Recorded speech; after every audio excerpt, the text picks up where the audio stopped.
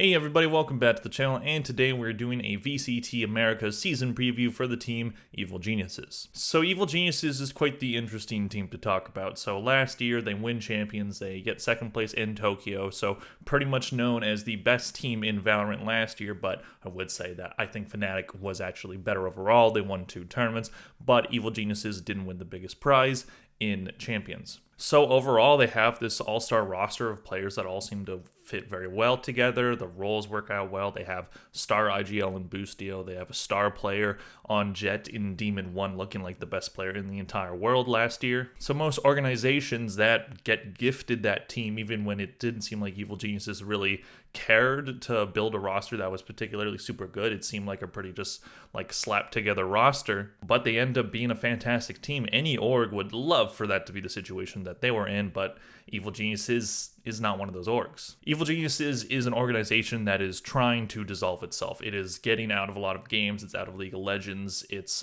Game Changers roster in Valorant is no more. There are other rosters that have been dropped or are in the process of being dropped. So it was unclear on if Evil Geniuses were even going to be in the VCT this year, but probably due to contractual obligations with Riot, they have decided to still be here for another year, but I would not expect them to be in the 2025 VCT. So what they decided to do is basically tell all their players, hey, you're going to need to take a pay cut if you stay on this org. We cannot afford to give you the money that you probably deserve. So what ended up happening is most of their players left, all except for one in Giacomo, and they have a completely new roster. So we're going to talk about it because there is definitely a lot to be said about this roster, about how it's not very good on paper, but they actually have a really good advantage going into the Kickoff tournament, so we're going to talk about it all. So looking at their 2023 placements last year in Lock-in, they were 9th to 12th. They did win a match there, but overall did lose, and that wasn't really surprising to anyone. They did not look strong going into the season. They basically had like a 10-man roster, but they didn't really utilize those other players that much. I know they practiced with them, and that was useful, but basically all that happened with that amount of roster is Demon 1 was able to come in place of BCJ when he was moved to the bench, which is what happened during the Americas season. After a rough start looking like one of the worst teams, they end up placing 3rd in the entire tournament. So they were very good during the round robin. About halfway through the season when Demon 1 was put in the roster, they went on a really good run. They didn't win every game, so they looked a lot better, but they didn't look extremely dominant. But we were in for a ride in the future to come for this team. And that future came pretty fast in Tokyo, and they looked like they might take the tournament. They went all the way to grand finals. They beat Paper X, but they could not beat Fnatic, and Fnatic was the team that they lost to in those grand finals. So going into champions, second place curse is a thing, right? You know, every second place team loses pretty badly in the next tournament. Did not matter for Evil Geniuses. They looked like one of the best teams in Valorant to this point, and they just went on a crazy run during champions, and they looked fantastic. They win champions, and they become the very first champs winner in the new franchise league for the VCT. So they had this fantastic team, but as I've already stated, they could not keep these players, and nearly every player left. Players out include their star player in Demon 1, their good veteran in Ethan, their star IGL in Boostio, and their very good support player in Calm. So every player except for Giacomo has left to greener pastures. We'll see how each of those players does on their new team. I don't expect all of them to perform at the same level that they did last year. That's just unrealistic to expect, but we'll see. Maybe I'm wrong on that, and all of these players go on crazy runs that they did, similar to the ones that they did in 2023. So what players did they bring in to replace these players? Well, it's kind of a Band of Misfits vibe, which is kind of interesting because that's basically what they did going into 2023. They got their spot in franchising, but they didn't really make any moves for a while, and they kind of slapped together a roster, and it just ended up being the best roster in the entire VCT, at least in the Americas. And it's kind of crazy how we're basically back at the spot we were before the 2023 season, where they've just kind of slapped together a roster of kind of misfits from other teams, and I don't expect it to go the same way at all. They just didn't really seem like they cared too much about the roster construction, but ended up working out. Will this one do the same? It's doubtful, but it is kind of similar. So players in are Apoth, who was an extra for them last year. He did not play in 2023. There are no stats on the board for him. He was on this organization for the 2022 season, but technically he was dropped after the 2023 season and then brought back in the recent signings that they've made. So I did, add him as an addition because he didn't play last year. They also brought in Derek, who was an outcast from the 100 Thieves roster. Nature and Superman, 2 players that played in the Tier 2 system. Nature for TSN, Superman for FaZe. Championships won by this organization is one, of course, Champions 2023. And for their 2023 MVP, I picked Demon 1. I mean, how can you argue anyone else, really? Obviously, all those players performed very well, but Demon 1 was the reason why they won a championship. So now we're going to be looking at the 2023 VCT player stats and looking at this roster on face value, just looking at those kind of basic stats and seeing if we can make an argument for this team being good. Starting with Giacomo, he had 1,205 kills, 1,210 deaths, 526 assists for KD ratio of 0.99. He started the season on Duelist with the Jet, but then he started to play more support roles. Alongside Jet, he played Raze, he played Omen, Harbor, and Astra. So a bit of Smokes there. Smokes seemed to be his mainstay later in the season. Giacomo is a good player, but I do think that there is an argument to be made that last year, if you look at that roster, he was technically the worst player on the roster. Not to say that he was bad in any way. I'm not saying that he is terrible or anything, because he's clearly very good. And having the stats that he did while being mostly a support player is impressive. But at the same time, when you just look at how stacked that roster was and how all those people did, there is a case to be made for Giacomo being the least skilled, least important part of that roster, even though he was really good in his own right. He should be one of the bright spots on this team. Now looking at Derek, who had a pretty bad season on 100 Thieves last year. He had 456 kills, 532 deaths, 263 assists for K ratio of 0.85. Mainly sticking with Initiator with Sova, Fade, Breach, and Sky, but also a little bit of Harbor play in there. Derek definitely struggled on 100 Thieves. 100 Thieves just could not find their good footing last year. It definitely seemed like with that 100 Thieves roster that started in 2022, brought in Cryo for 2023, but they also lost Sean Garris. It felt like Sean Garris, as their head coach, was getting a lot more wins out of this team than any other coach would. He's very smart esports player. He's a very smart commentator, and he was a great head coach for 100 Thieves. And as soon as he leaves, the team kind of falls apart, and that's kind of evident of just the fact that that roster on paper really wasn't that good. And they were getting good wins because they had a really good coach, but ultimately they didn't even go far when they were that good. So going into franchise season, it wasn't that surprising that they didn't do great, honestly.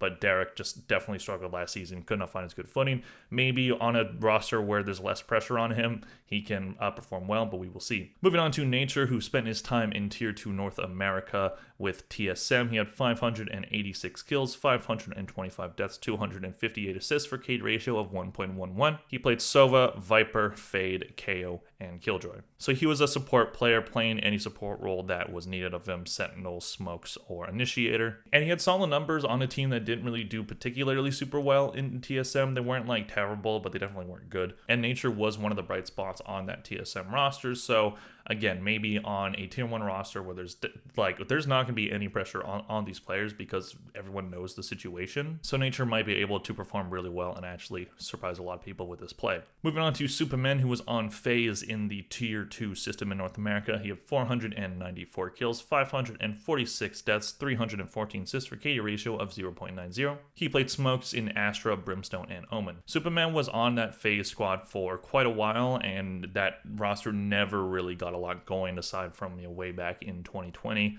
And he was a good part of that team, and having those stats while playing Smokes is not bad. Those are respectable numbers, but again, we haven't really seen much from Superman in terms of just really good play at a Tier 1 level, so we'll see how he does on a Tier 1 roster. And as previously mentioned, Apoth did not play in 2023. I could have put his 2022 stats, but I decided to keep it consistent and only do players that played in 2023. But on those old Evil Geniuses rosters that he was a part of, he mainly played a support role. I believe it was mainly Smokes, and then he would play Initiator when it was needed. So overall, on paper, this roster does not look very good at all, and I don't think that's very controversial to say. I mean, again, they have Giacomo, who should be really good, but again, he probably on paper was the worst out of the Evil Geniuses roster last year. He's not bad, but that is just what I believe.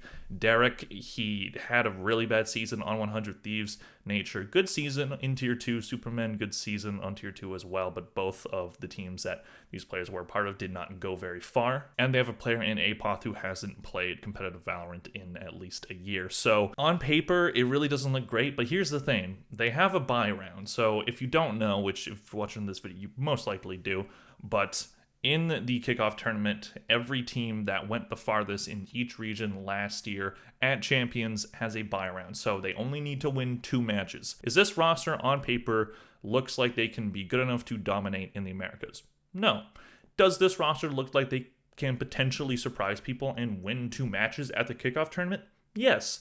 And it just feels like them winning and qualifying for Madrid, it sounds almost too funny not to happen. You know, if they win and they go to Madrid over teams like Sentinels, Loud, Leviathan even, that's hilarious. And the Valorant community will be just screaming and up in arms because while I think the players would absolutely definitely deserve it if they do end up making it, but the org does not. So I don't want this team to be successful because I don't want the org to get success. But if they do end up being successful, I'll be happy for the players, absolutely, because these players, again, they have no pressure. They know the situation. They know this org is on borrowed time. They're not going to be even an org within like a year, most likely. So why not just try to go out with the bang? Just lock in and just try to perform as well as you possibly could. So they might end up surprising people and winning kickoff. Like, that's not completely out of the ordinary. And I wouldn't be entirely surprised because, again, they just need 2 wins. That's it. Like, I'm astounded that, like, this is a reality that we're living in for it. But it's just how it is. And it's very interesting to me how potentially likely that Evil Geniuses qualifying for Madrid. Again, on paper, I don't think they're better than pretty much any other team aside from maybe like MIBR or whatever. This team, they don't even have like a set duelist player. Like Jogmo is the only player on this team that really played duelist last year. So is he going to have to play Jet? But he's definitely better on a support role, as it showed last year when he switched to a support role. So I don't expect this team to win an international tournament, but I kind of think they're going to win kickoff. I don't know. It just feels too funny. It feels too perfect if this team ends up getting to Madrid. It's just because with how the kickoff tournament is set up, teams like that can be successful and can win the tournament. So again, it just feels too perfect. Moving on to this organization's maps in 2023. Now these stats don't really matter anymore because it is an entirely new roster except for Jogmo. But again, we're going through the maps of every team for these previews. The best map was Fracture 11-2 record with an attack win percentage of 64, defense was 62. Ascent 11-4 record with 57 on attack, defense was 55. The worst maps were Haven 2-5 record with a 44% on attack, 51 on defense, and Split was a 5-8 record, attack 46, defense 51. So they don't have to worry about Haven anymore because it's out of the map pool, but so is Fracture, which was their best map. But again, this is an entirely new roster, so it doesn't really matter. We'll see how their map pool shakes out throughout the year. So on paper, does this roster look good? No, it just doesn't. We have players that haven't played Tier 1 in at least a long time. We have players that didn't do well in Tier 1 last year. We don't have a set duelist player. We don't really have a lot of players that are super good in one specific role. And we have a player that didn't play pro last year. But again, they just need to win 2 matches. And they still have Potter, their coach, who was very good and a very important part of that roster last year and how they turn it around. She saw something in that roster last year, and I'm sure she's also had her input with this team, but it just kind of seems like the org doesn't really care. They're just like, we just have to have a team, so let's just sign some players that are like outcasts from other teams or whatnot. But I'm sure Potter still put thought into the construction of the roster. I don't really know how these roles are going to work out. We have a lot of players that played Initiator and Derek and Nature. Same with Apoth being a support player. We have basically a whole roster of players that mainly play a support role. So maybe Jogmo will be that duelist player because he's probably the best fit for it on paper.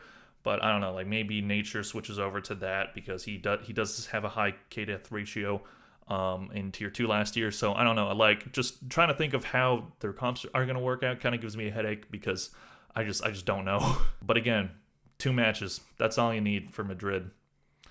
It just feels too perfect for it not to happen. But again, we will see. Let me know what you guys think in the comment section down below. Do you think Evil Geniuses are going to be what they looked like on paper, a terrible team that doesn't get far at all? Or do you think they're going to actually surprise people and be a dominant team in the Americas? I personally don't think they're going to. I'm not picking them to go to Madrid, but it just feels like it'd be too funny not to happen. Let me know what you guys think in the comment section down below. I'll see you in the next one. Bye.